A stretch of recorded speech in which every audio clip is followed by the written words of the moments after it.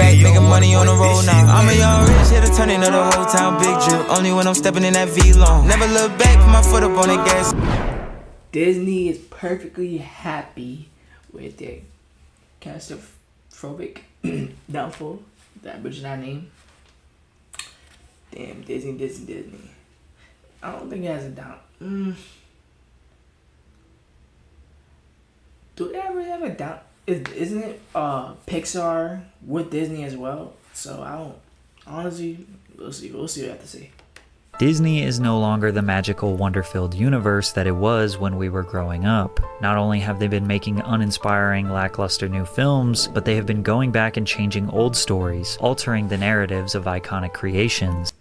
That's true. I feel like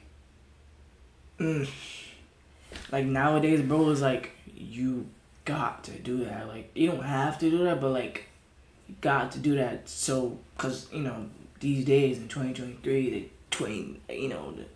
this generation, like Gen Z or whatever the case may be, is just so like soft, or like not soft, but like take things the wrong way, and everything is just so serious to the point that nothing could be said and it won't fly past somebody, So some of the jokes back then they had, they can't play that out. They can't use that shit no more at all. To make things even worse, they buy out competitive film studios who are actually making cinematic masterpieces and drag them into the mud. But the people have had enough with Disney's boring and bleak vision for the future. They are losing hundreds of millions of dollars, bombing at the box office with record low sales, stock prices dropping to the lowest in decades, and while you think this may be an indication they need to change, it is only going to get worse. The real reason Disney is refusing to pay attention to their imminent doom is much deeper and darker than you could ever imagine. Let me know. You are not just blinded by nostalgia. Disney was actually at its peak from 1989 to 1999. This was known as the Disney Renaissance, where some of their best movies were created. The Little Mermaid, Beauty and the Beast, Aladdin, The Lion King, Pocahontas, Hercules, Mulan, Tarzan. These 8 classics all received an overwhelmingly positive critical reception, but more importantly, the fans loved it. Each film generated hundreds of millions of dollars in the box office. The Lion King earned the most at nearly $1 billion, making it the 57th most successful film of all time. These films were so successful that even their soundtracks were selling millions of copies. The Little Mermaid 6 times platinum, Beauty and the Beast 3 times platinum, Aladdin 3 times platinum, Pocahontas 3 times platinum. The Lion King reached diamond status. Now, I did skip over possibly the most iconic animated film of the 90s, Toy Story. And that's because Disney did not actually create this film. In the 80s, Pixar was just an animation group making commercials as a step towards their ultimate goal of— See, that's what I just said. Pixar, I guess, like he just said it, like, they're a whole separate company, but they're, probably, I guess, Disney bought them. But if you're going by, by the title, and you're going by the fact that he says a downfall, I don't think it's a downfall because Pixar's with Disney. Everything is owned by Disney now, Marvel as well, so. But of making an animated feature film. The studio made shorts to test their RenderMan software and produce animation challenges for the team. Tin Toy successfully garnered attention from Disney, who wanted to expand the idea, making a film from the perspective of a toy. They developed a relationship where Disney agreed to distribute 3 films for Pixar, as well as provide connections and budget to land superstars Tom Hanks and Tim Allen as lead roles. But Pixar had never written a movie. Luckily, their co-founder John Lasseter had previously been an employee of Disney and worked on The Fox and the Hound, so John was tasked with writing Pixar's first film. He spent nearly 2 years working on the first version of Toy Story that depicted Woody as a cynical jerk. Who said your job was to think, Spring Wiener? Well, I just thought that use this vast reserve of brain power to consider this for a moment. If it wasn't for me, Andy wouldn't pay any attention to you at all. In fact, my stretchy friend, you would have been hauled away to Goodwill a long time ago, so shut your mouth and get them off the bed. When Pixar Imagine if this came out. pitched this, Disney executives hated it. They thought the characters were mean-spirited and would send the wrong message to children. So Especially if this is for a kids movie, you're going that hard, bro. They shut down production of the film. John was embarrassed and begged for another chance. Disney gave him 2 weeks to develop another version. The second iteration of the film depicted a perspective of toys who desperately want to be played with because they love and care about their owners deeply. Disney greenlit the film, and luckily it paid off. In 1995, Toy Story released and earned $373 million worldwide, becoming the second highest grossing film of 1995, the first ever full-length computer-generated film, and a classic that shaped the childhoods of millions. Pixar and Disney followed that up with A Bug's Life and Toy Story 2, adding to the catalog of amazing films. But it wasn't just these animated films that made Disney so iconic during the Renaissance. You also had The Mighty Ducks, Cool Runnings,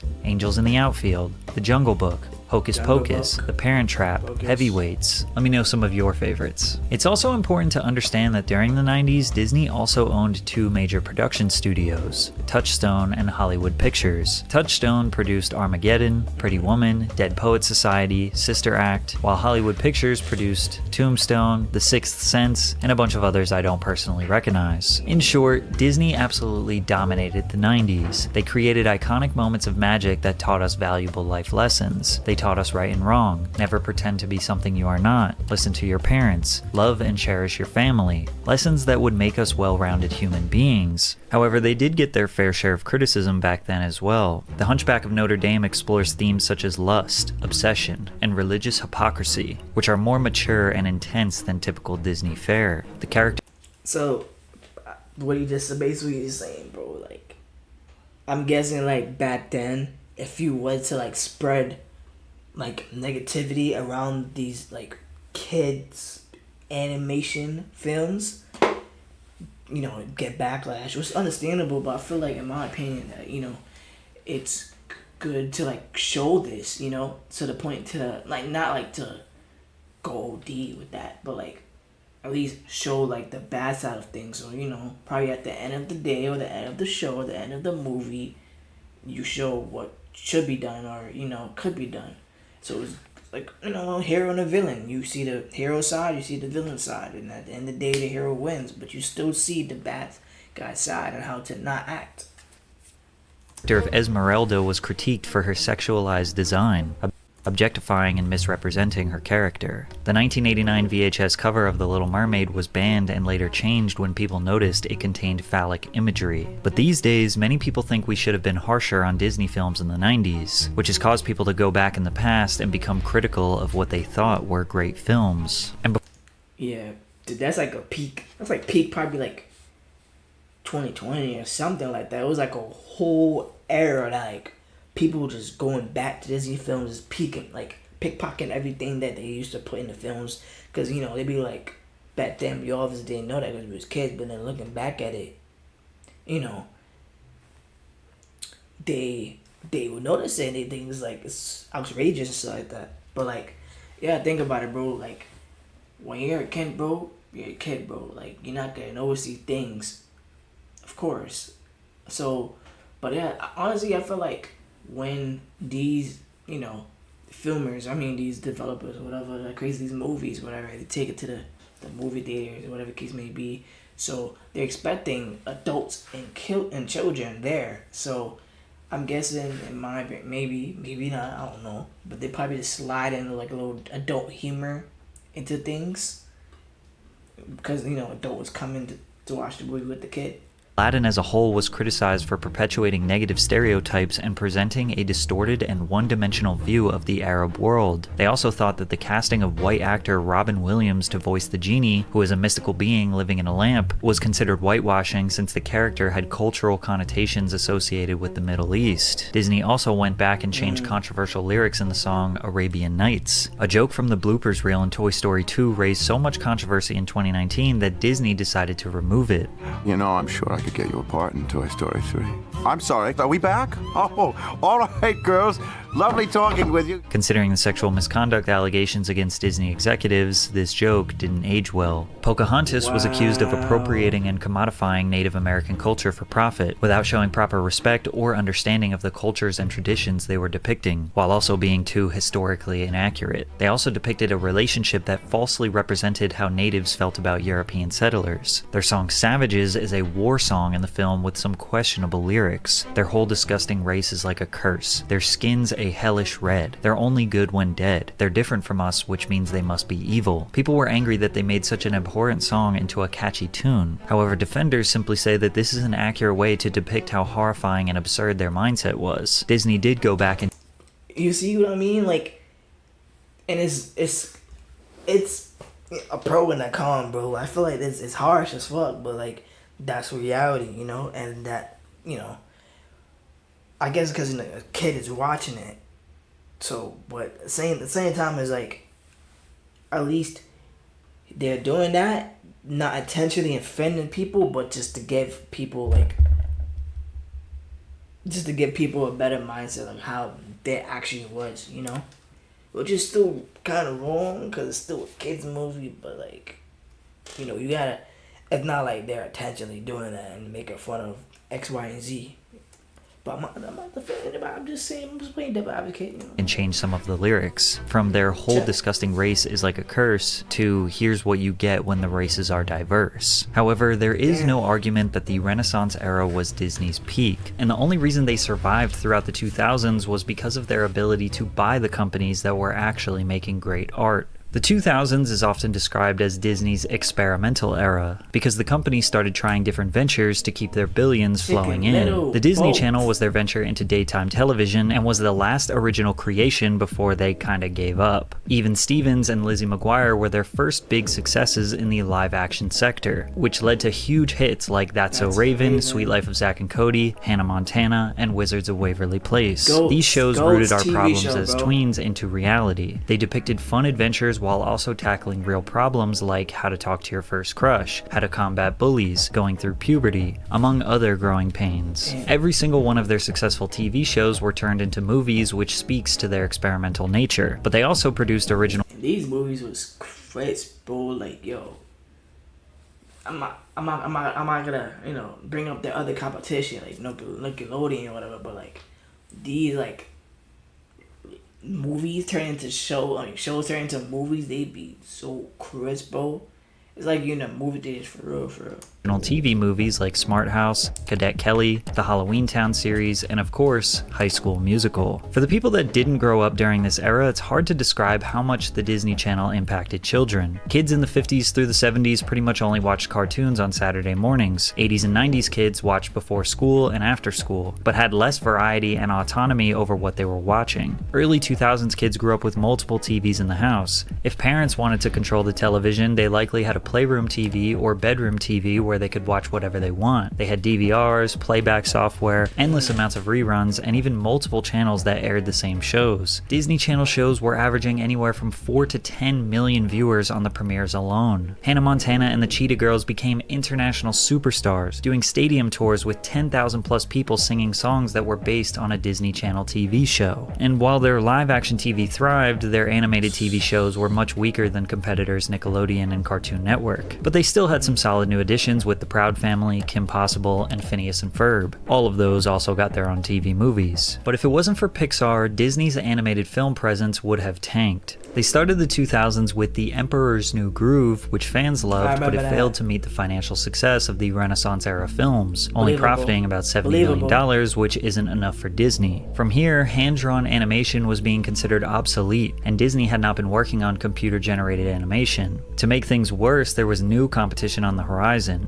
DreamWorks. Disney created a competitor to Pixar and DreamWorks called Secret Lab, but the films they produced failed to meet expectations. Dinosaur was their 2000 film that featured CGI prehistoric creatures. The movie was just alright, not impressive enough for their CGI debut. It secured over $300 million in the box office, but they expected more. Secret Lab closed down after one failure. Pixar exploded again with Monsters Inc., and DreamWorks came out of the gates hot with Chicken Run and Shrek. Shrek 2 secured $900 million in the box office.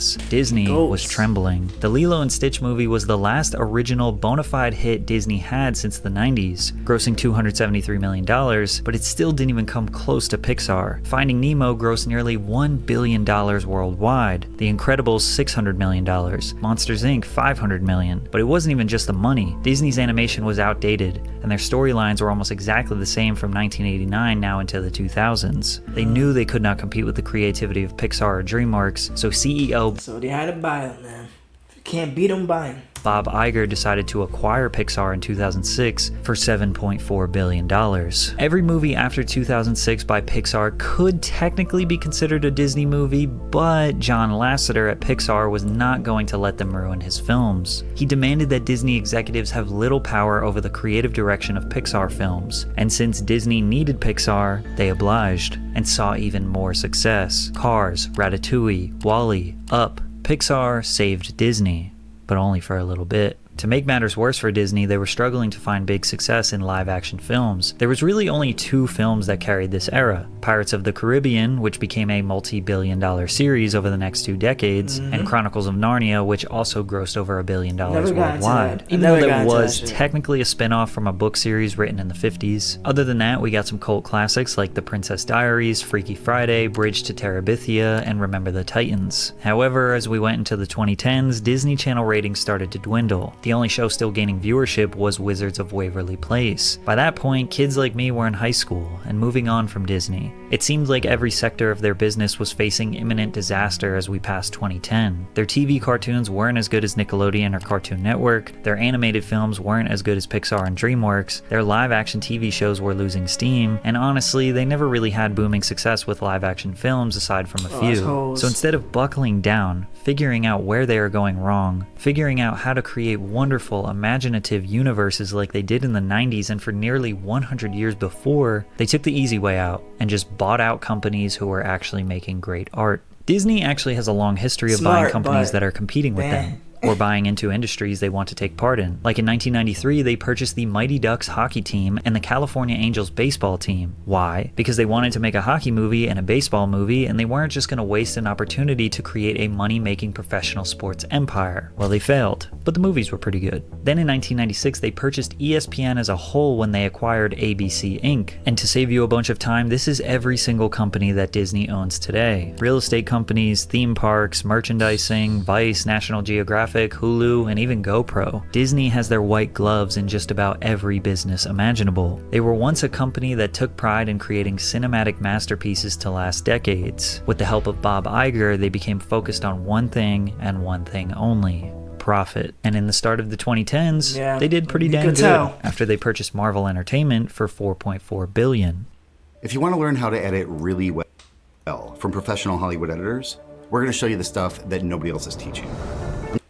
Many people thought Disney acquiring Marvel would remove some of the edge these Marvel characters had. Just like John Lasseter made sure Disney didn't ruin Pixar, Marvel's president Kevin Feige was going to continue to control the creative direction for future films. Kevin produced most of the iconic Marvel movies in the early 2000s. Spider-Man 1, 2, and 3, Iron Man, The Incredible Hulk, Fantastic Four. Marvel was on fire, and Disney's newfound ownership would surprisingly make things better in the beginning. Feige had a vision for the Marvel Cinematic Universe that no one had attempted before on the big screen. His plan was to make an interconnected universe of films all building to one finale. Iron Man 2, Thor, Captain America, they came out of the gates hot. The Avengers securing $1.5 billion worldwide, which made it the 3rd highest grossing film of all time in 2012. Iron Man 3, Thor the Dark World, The Winter Soldier, Guardians of the Galaxy, Ant-Man. Marvel was releasing 2 huge feature films per year, and each time it was a cultural event. All the way up through 2019, they were breaking records left and right. Deadpool, Thor Ragnarok, Deadpool 2, Venom, all were massive. Then Black Panther, becoming the highest grossing film directed by a black filmmaker, grossing over $1.3 billion. The film celebrated black culture in a groundbreaking way, offering a vision of Africa through the fictional nation of Wakanda that was rich, advanced, and uncolonized. The film showcased a specific, beautiful black aesthetic, from Afrocentric natural hair to carefully designed costumes drawing from various African references. This attention to detail reflected the diversity of black culture and identity. But the 2 movies that wrapped up Marvel's decade-long dominance are Avengers Infinity War and Avengers Endgame. Infinity War grossed $2 billion at the box office, making it the highest grossing superhero film of all time, only to be beaten by Endgame the next year, $2.7 billion worldwide. Many people believe these 2 movies are in the top 10 best superhero films of all time, and they also believe them to be the end of Marvel's dominance. After all, it was Kevin Feige's vision to build all these stories throughout the years until they came together in Endgame. Pixar continued to steamroll steamroll ahead in the 2010s. Toy Story 3 became the highest-grossing animated film of all time. Brave, which was a new story that became a massive hit, earning $500 million in the box office. Monsters University grossed over $700 million. Then Inside Out was even bigger at $850 million. Finding Dory was another billion-dollar box office success. If you look at Pixar's catalog from 1995 to 2017, they had one flop, one of the most impressive runs in history. Disney was in total domination at the start of the 2010s. Yeah, they were being carried by their acquisitions, but they made a short comeback from their own animation studio. Wreck-It Ralph in 2012 was a very Pixar-inspired film about the lives of video game characters. Wait, it wasn't Pixar? It wasn't Pixar? It said it was Pixar. It looks like it would be Pixar. Wreck-It Ralph. Damn, it's not. They were being carried by their acquisitions, but they made a short comeback from their own animation studio. Wreck-It Ralph in 2012 was a very Pixar-inspired film about the lives of video game characters inside the arcade machines. Earning a solid $500 million at the box office got the momentum building for what was about to come. Frozen, the highest-grossing animated film of all time, beating out Toy Story 3, $1.28 billion. But the success of Frozen was more than just money. Disney was able to recreate the magic and cultural dominance they had in the 90s. Bro, that Frozen, bro, oh my gosh. You could tell that shit went up from movies to toys, games. Like, everything is just sold to this day. So an original they already princess had a breakthrough if they was really falling off that year. This movie with addicting musical performances, valuable life lessons for kids like learning to be brave, take risks, communicate your conflicts, and always love your friends and family. It just felt right to see my little with the songs in it too. Sister have an iconic Disney film to grow up with. Then they followed up with Big Hero 6 and Moana, both solid additions to everyone's seen Big Hero 6 is donkey for me. Moana was cool. To the new Pixar-inspired Disney catalog. They also took a big step progressively. In 2014, on an episode of Good Luck Charlie, Disney displayed a same-sex couple for the first time. Taylor has two moms.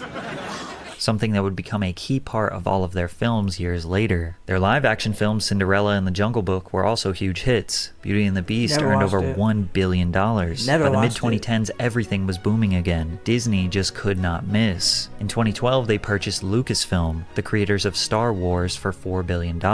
Although this acquisition financially would be fruitful for Disney, there are a lot of mixed opinions regarding the execution of these films. Their first release with Lucasfilm was in 2015, Star Wars The Force Awakens, which as it sits is the 11th highest grossing film of all time adjusted for inflation, earning $2 billion. A huge success, but it didn't actually continue the Star Wars story that was developed for the past 40 years. It's like they changed everything the fans knew and loved about their characters and wrote a new story. Visually, it was stunning, and people who were new to the franchise adored it, but longtime fans were disappointed, hoping the second film would be better. Rogue One in 2016 took a bit of a risk casting lesser known, or at the time not A-list actors, Felicity Jones and Diego Luna. Disney executives were supposedly not fully satisfied with the first cut, and will bring in writer and director Tony Gilroy to help with the movie. With his help streamlining it all, reconceptualizing the story, reshooting scenes and editing, with the iconic Darth Vader fight scene being added right at the end of filming, the movie would be a huge hit. It was the last critically acclaimed and beloved Star Wars movie despite having a $1 billion decrease in revenue from the previous one. Star Wars is a multi-generational classic that is always going to bring in revenue due to it being the most popular film franchise of all time. Using revenue alone is not an accurate representation of how the community felt about these films, and there are people who dedicate their entire lives diving into the insane complexity that is this cinematic universe that George Lucas created. So to sit here and describe where every film went wrong would take forever. But there is some crucial information to understand why Disney tainted the Star Wars legacy. Disney CEO Bob Iger wrote in his 2019 memoir that George Lucas wrote outlines for a Star Wars trilogy. Bob said, "We needed to buy them, though we made it clear in the purchase agreement that we would not be contractually obligated to adhere to the plot lines he had laid out. Instead, Disney gave creative control to director J.J. Abrams, screenwriter Michael Arndt, and Lucasfilm president Kathleen Kennedy. From the very beginning, George Lucas saw them ruining his vision for the trilogy. He felt betrayed. Disney loved his ideas and bought him out only to change everything they loved. And instead of them coming up with their own cohesive story, they let multiple directors take the leads for different films. Rian Johnson for The Last Jedi and J.J. Abrams for The Rise of Skywalker. Critics say these films subvert our expectations. decisions, but that's just a fancy way of saying it's unpredictable, and just because it's unpredictable doesn't mean it's good. The film's decisions regarding character arcs, plot twists, and the identity of certain characters felt totally random and lacked continuity. Going against the man who created this franchise obviously pissed off longtime fans, and although each movie brought in serious profits, they felt like Disney took advantage of George Lucas and the massive Star Wars community. Financially speaking, throughout the 2010s, Disney reigned supreme, with almost no dents in their armor, but the only way to go from here was down, starting with Pixar, the studio that saved them 20 years earlier.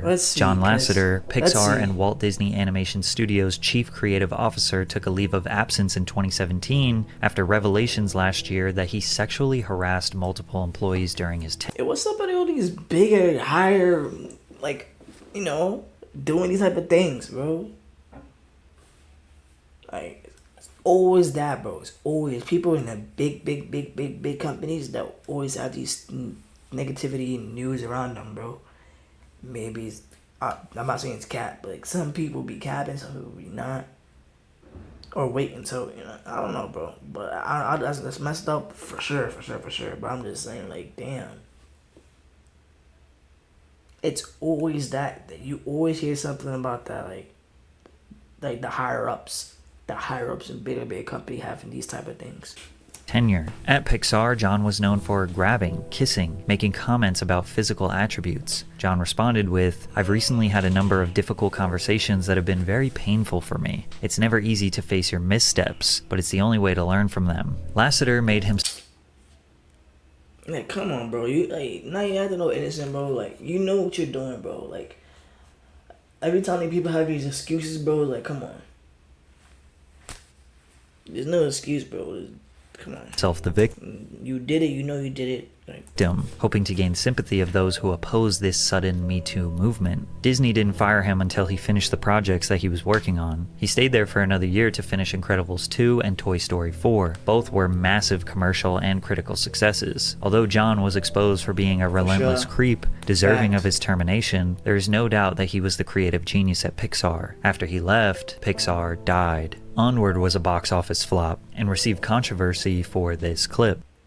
It's not easy being a new parent. My girlfriend's daughter got me pulling my hair out. Okay. whoa, wait. This is a switch bike. No. Go back. Okay. It's not. Onward was... I did watch the movie, though. I'm trying to... the box office flop and received controversy for this clip. It's not easy being a new parent. My girlfriend's daughter got me pulling my hair out, okay? The officer mentions her girlfriend's daughter, obviously stating that she is a lesbian. Most people didn't even notice this quick line. In fact, the LGBTQ community was pretty happy about it. Oh, I remember that time, man. This photo was going around, and then, you know, what he just said. However, this short scene got the film banned in multiple Middle Eastern countries. Yeah. And it's crazy. Because, like, not recently, but, like, for, like, Pixar movies, if you see something like they're doing in the USA version, you know, they ban that shit in the other countries, too. From there... They did it with, what is it called? Big Red? What is it called, Big Red? With the fox. There, Soul was a... She turned into a fox. That movie was fire. Oh, my. He can't say it's a flop. That movie was actually good. This short scene got the film banned in multiple Middle Eastern countries. From there, Soul was a flop. Luca was a flop. Turning Red managed to barely make a profit. That's what I mean, Turning Red. I said Big Red. But Soul was a good movie. Maybe people just stopped tuning in, but like Soul was a good movie to me. But when you consider marketing expenses, it's still a flop. Pixar was spending $100 to $200 million per film to make these detailed, beautiful universes, but lacked any decent storytelling to keep you engaged. Lightyear was the unforeseen spin-off of Toy Story's Buzz Lightyear. And in this one, Pixar took their inclusion to new heights when they displayed a same-sex couple kissing. Conservatives claimed Lightyear was an attempt by Disney to indoctrinate children and shape their beliefs. Social media saw a firestorm of different opinions online, and the movie failed in the box office. But not... And that's probably why, bro. Like, trust me, bro. Especially, I guess, like he said, that flop started with, what did he say? I'm not turning back, though. What did he say? But anyways, to a certain point, I guess, people stopped watching because I'm guessing of their beliefs or like, you know, the LGBTQ community. So I feel like once people like start noticing that Disney start applying to that to their films, some people just automatically turn off, you know. So that's probably why shit just, you know, that's what people do, bro. Like when you if you don't like something at all, like even one thing that triggers you, bro, they just completely just forget about you. Don't even tune in at all. You know, it's like a turn off. You know, but in my opinion, bro, Lightyear Turning Red. What else he said? Lucas was a good movie, but I feel like out of all of them, Soul was like, it was a good movie too. It wasn't, all of them was like not top tier, but it was a good movie too. I don't know why it flopped, but I'm guessing, you know, that's the reason. Another like one point to a reason why it did flop, because, you know, the way he said, the LGBTQ community, the people that was against it. Not just because of controversy, it's because they depicted Buzz as more of a human than the toy we all know and love. And that too, bro. Like, once these people see change, bro, they're turning off. They're not gonna tune in at all. In my opinion, bro, I feel like everyone should tune in just at least once or twice, you know, like, nothing lasts forever, bro. Nothing lasts forever at all. Things gonna change. Yeah, people have to learn how to accept that, but they don't. They like to always say, back in my day, I used to watch this and that. It's not the same no more. Yeah, of course not the same no more. We're growing. Everyone's growing. Society is growing. Technology is growing. Like, you're not gonna watch the same thing over and over. Like, you're not gonna, you know, see the same thing over and over. Things gonna change. So people have to accept that. Like, to be honest, like, come on. Like, you really turn down a good movie too at that, just because you believe tonight it's not the same no more.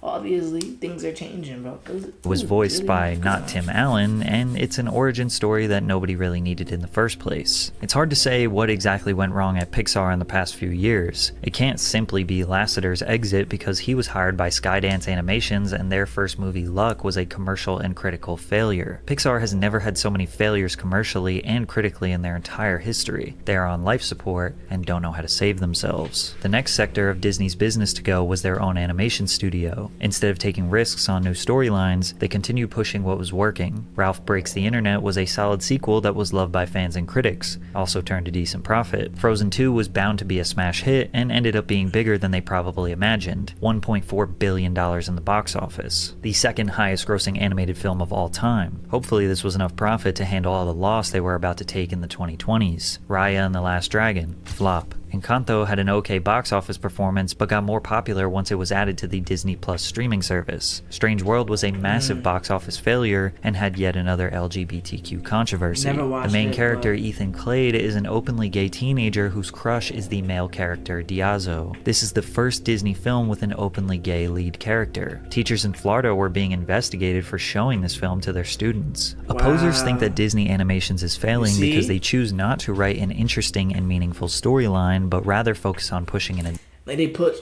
bro, in my opinion, bro, and it's not even just Disney, bro, it's shows in general that do this, like, I guess they don't want to, like, seem to the people like they don't show love to this community and etc, but in my opinion, bro, it shouldn't have every show does not need a gay character or not need a lesbian character. Yes, in society there is, there's, these type of people, that believes in this, believe in that, but, like, in my opinion, bro, it does not need these type of people. I don't know why I'm saying it wrong, but hopefully you know what I mean. Like, you don't need a gay character or a character just to be a great movie, or like you're just doing it just to gain, like, no, make a perfect movie. If the character fits, if they has to be gay or has to be this and that, then yes, include them. Don't forcefully shove and push that, down our throats. It's mess up to them, it's mess up to us. Like, you don't do that to the point that, it's gonna be a trash movie regardless. Come on.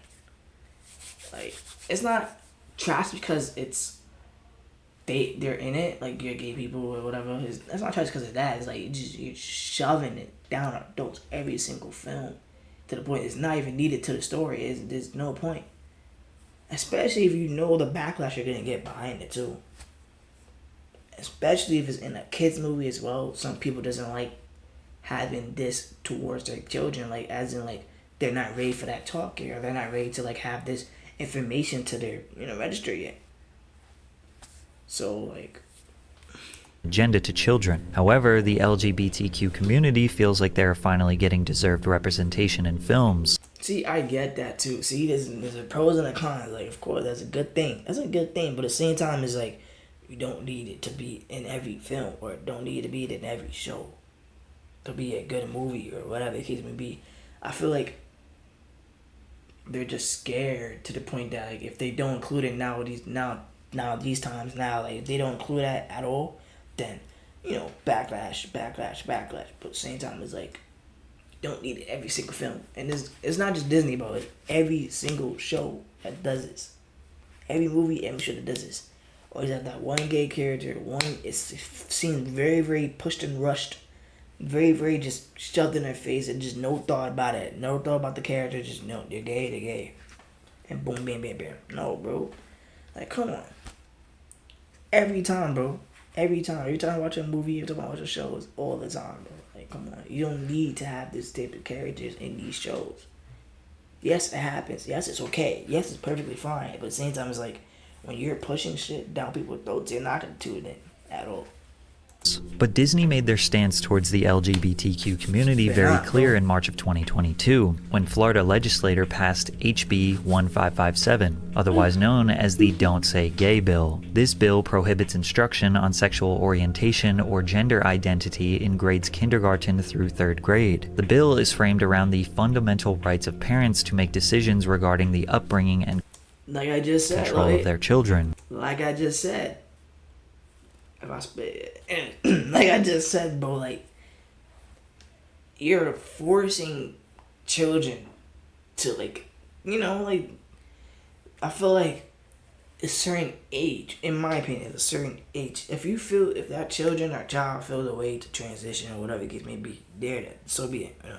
But I feel like it'd be a certain age that like have a awareness to the point that like not every child should have that information in their head yet. It should be a certain age to the point that yes, okay, there's people around me, or there's boys that act like girls or girls that act like boys. But at the age of like 1, 2, 3, 4, 5, 6, 7, whatever, no. Maybe 6. No, bro, like, come on. And the point that you're shoving this agenda down people's throats in animation films, the kids shows, the kids movies, and that's out of the child's control. So if the child sees that movie and they go back to the parents and they'll be like, "What this and that," and then there's a whole. Since Disney World is located in Florida, they were pressured to take a stance. They issued a statement. Florida's HB 1557 should have never been passed and should never have been signed into law. Our goal as a company is for this law to be repealed by the legislature or struck down in the courts, and we remain committed to supporting the national and state organizations working to achieve that. Disney did not attempt to block this law while it was in process, and as far as we know, have not made any progress towards getting it changed. Walt Disney Studios was able to offset some of the losses from their 2 animation studios failing with live-action remakes of classics. From 2015, Disney has been on a remake tirade. Cinderella, The Jungle Book, Alice Through the Looking Glass, Beauty and the Beast, Dumbo, Aladdin, Lady and the Tramp. All of these were very safe and solid box office successes, but the biggest was none other than The Lion King, earning $1.6 billion, making it the highest grossing animated film of all time. However, these safe remakes would come to a screeching halt. Mulan, Cruella, Pinocchio, Peter Pan all failed to make substantial revenue. Now, this could be due to the pandemic shutting down theaters and people being scared to go out in public, but it's more likely that Disney fans are just exhausted from the oversaturation of old stories, so they threw a curveball at a classic. The Little Mermaid 2023 was a live-action remake that casted Halle Bailey as Ariel. This made headlines because the original 1989 animation depicted Ariel as a white woman, whereas Halle is African American. Disney has been accused of whitewashing their characters for years, but we don't often see them totally change the race of one of their main characters. Critics accuse Disney of blatantly pandering, trying to change something that was a non-issue in the first place. However, defenders pointed out that mermaids don't have a race because they are not real, and Disney has had very few black lead characters over the years. Some people in the middle thought that the lead just didn't look like Ariel, specifically because her hair is orange and not red. Normally, these controversies lead to failure, but fans and critics seem to like this movie, and it made a nice profit. However, their upcoming Snow White remake has easily received the most controversy out of them all, and it hasn't even come out yet. It all started with the casting of Rachel Zegler, a Colombian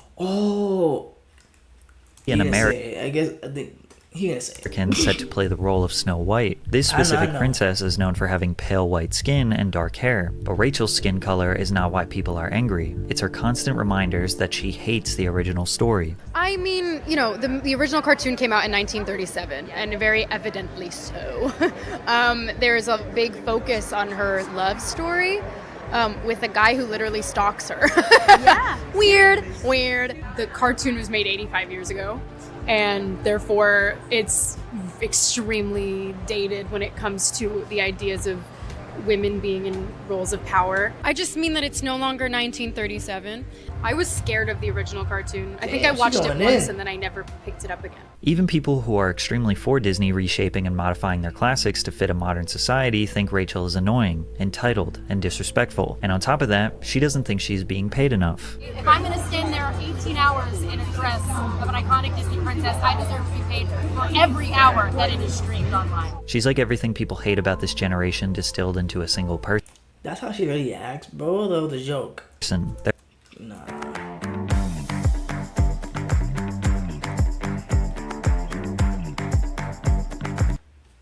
There have been rumors that Disney plans on axing this film due to the controversy. If that becomes true, it would forever change the way they cast their lead character. I'm telling you right now, if they don't, especially what I just saw, I didn't even. I'm thinking they're talking about the controversy about the, you know, the dwarves. Or that's the wrong movie. The dwarves, right? To the point that it's not actually like plain small people. It's like actually humans. The people are getting mad because it's not the original like dwarves. But anyways, like I was saying, bro, if this movie comes out, bro, clip, bro, like that ass, like come on. You can't be acting like that, bro. You can't be acting like that. Give me a second. As I was saying, bro, like, you gotta act this movie out, bro. Cause where you acting, the point that, especially you don't like the film at all, which is, it's your opinion, of course, but like, you don't like the movie at all, and you're acting this way. When this movie comes out and this flops, don't.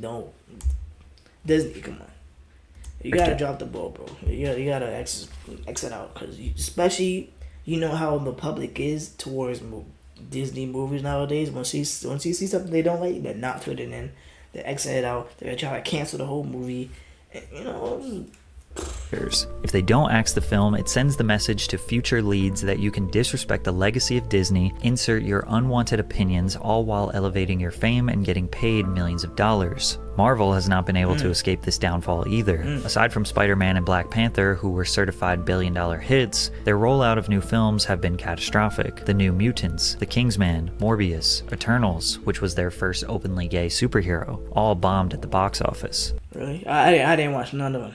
This is especially bad when you consider these movies have $200 million budgets. Their new TV series She-Hulk, WandaVision, Ms. Marvel, and Secret Invasion are not drawing much excitement from fans either, and rumors are circulating that some of these TV episodes are costing upwards of $25 million to make. In an effort to cut costs, they aren't shrinking budgets and writing better stories, they're just laying off hardworking people. Bob Iger announced his plan to reduce costs by $5.5 billion, which included reducing the workforce by 7,000 employees. One of these employees was Marvel executive Ike Perlmutter, who was the man who sold Marvel to Disney 15 years ago. Disney has bought extremely valuable IP from culturally significant studios, rinsed every dollar they could out of them, and reshaped the narratives to tell a more modern and socially acceptable story. But they are now in panic mode. It's not working anymore. They have lost $900 million in their last 8 releases, and just a week ago their stock price hit a 9-year low when it fell below $84 in 2023. So if going woke is clearly pissing off fans and dragging their financials into the mud, why are they doing it? Is it because they genuinely care about inclusion and making people of all kinds feel comfortable and happy? Well, when you learn about the Corporate Equality Index, you might think differently as to why companies are all of a sudden being so forward with their political ideologies. For the 16th year in a row, Disney received a score of 100 on the Human Rights Campaign Foundation's Corporate Equality Index. The CEI score is administered by the Human Rights Campaign, the largest LGBTQ political lobbying organization in the US. This score is given to companies that meet certain criteria such as workforce protections, inclusive benefits, supporting an inclusive culture, and the big one being corporate social responsibility. CSR is the one we will notice the most because of the rules that must be followed to earn a full score in this area. Marketing or advertising in LGBTQ consumers, advertising with LGBTQ+ content, advertising in LGBTQ media or sponsoring LGBTQ organizations and events, and demonstrated public support for LGBTQ+ equality under the law through local, state, and federal legislation or initiatives. Companies are rewarded with essentially a social credit score based on how inclusive they are. Investors often consider a company's CEI score as an indicator of potential future backlash over human rights violations or other controversies. A high CEI score can reassure investors that the company is a relatively safe bet. If you do not comply with the HRC's guidelines and receive a low CEI score, then investment firms that control trillions of dollars, such as BlackRock, will actively avoid investing in your company. This situation becomes particularly concerning when viewed through the lens of potential blackmail. If a company fails to meet HRC's criteria, the HRC can exert pressure on investors. These investors, in turn, can influence the company's board, creating a chain of external pressures. If they learn that a company is not complying with the HRC's LGBTQ criteria, they have the power to contact advertising agencies and encourage them to no longer do business with these companies. This could result in a significant loss of income for a non-compliant company. Adding another layer of complexity, companies that do adhere to the CEI criteria may also be penalized if they engage in business with companies that do not. In some cases, even the companies that are making an effort to meet the CEI standards could see their scores negatively affected. Very powerful billionaires are very much against conservative values. Strong family bonds, frugality, and modesty contradict the consumerist mindset. By influencing a younger generation to distance themselves from these traditional values, these cutthroat businessmen aim to shape a future consumer base that generates more profits than ever before. However, not every company is successful in trying to achieve a higher score. For instance, companies like Bud Light have faced controversies that led to significant financial losses. The biggest problem with this score is that you'll never know the difference between an actually progressive, inclusive company and one that's just trying to get a higher score to look good for investors. You have to ask yourself, is Disney trying to make your life easier, safer, and happier? Or are they just trying to prevent investors from getting scared and pulling out? The truth is, Disney has always faced backlash, and they always will. You can type in literally any Disney film, the word controversy after it, and you will find an article of someone pinpointing a small detail accusing them of being racist, whitewashing, too gay, not gay enough. There will always be someone angry. After dragging 3 iconic studios into the dirt and squeezing out every last penny they can, it seems like the one thing they haven't tried in 2 decades is use their endless amount of dollars and connections to build a super team and write a good story. That was a good breakdown, man. That was a good breakdown.